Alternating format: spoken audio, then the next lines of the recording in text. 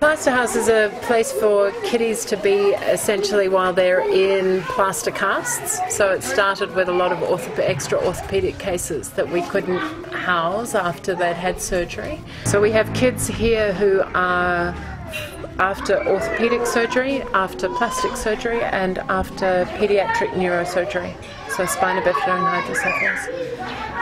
Kids are brought here when they first come in from the village. They don't get taken to the hospital straight away. So they get brought here together with their parents.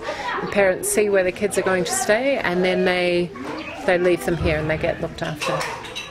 We started it 3 years ago, and with the idea that we'd have 12 to 15 kids here at any given time. So we started with 9 beds. And currently have 18 beds and anything up to 60, 70 or 80 kids here at any given time. The kiddies are looked after by house mothers while they're here. The house mothers do all of the care for them. They do the cooking and the bathing and the washing and the everything, basically. When the kids get admitted to hospital, they get admitted to hospital with them.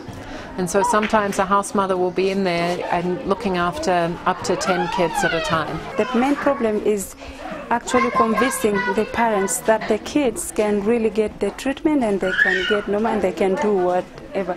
That's a big problem, because it is really hard to convince somebody to really believe that this kid can be operated and she can really go to school normally and do everything normally. So that's a big really problem.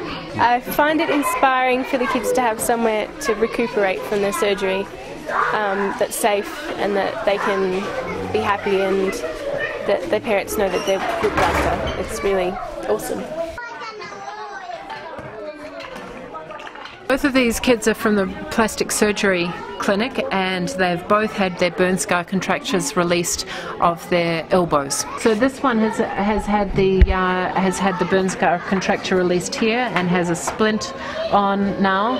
And there's a scar on the other arm as well, but it didn't mean that her arm would continue to be bent. You can see there's still there's scarring around here on the hand.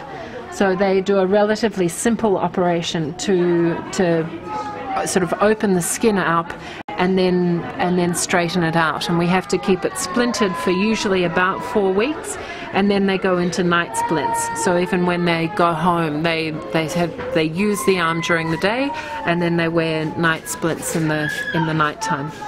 So these, these are kids who, it's their right arms. There would probably be several things that they wouldn't have been able to do without having had the operation, and as they would grow, the deformity would get worse and the arm would be less likely to be a useful arm. So this makes a difference for the kids for the rest of their lives. So these little kiddies here have both got fluorosis. The little girl came in with very, very knocked knees. The one who's closer to us here had very, very knocked knees and had the legs straightened out. She comes from an area where there's an enormous amount of fluoride in the water, which is what's causing her deformity.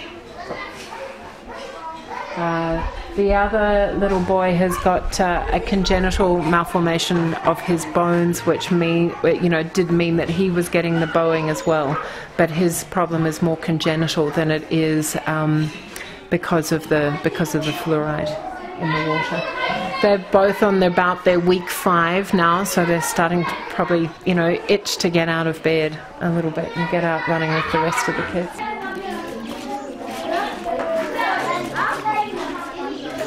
This place has been great. We rent this place. It's really quite inexpensive for us to rent, but it's on a slope. There's big ditches in it. There's no scope for growing. On a hot sunny day, it is really hot here. It's, you bake.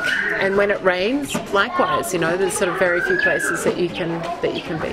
We are committed to building a purpose-built, properly designed Plasterhouse that will have 40 beds in it, sort of with the idea that we'll be able to house 80 to 100 kids at any given time.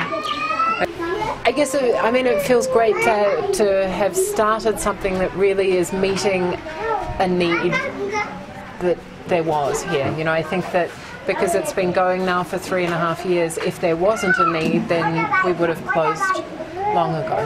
But, because it's still going, because we have an increasing number of kids, there's a need to be, looking after these kids in such an environment. From that point of view, it's really gratifying.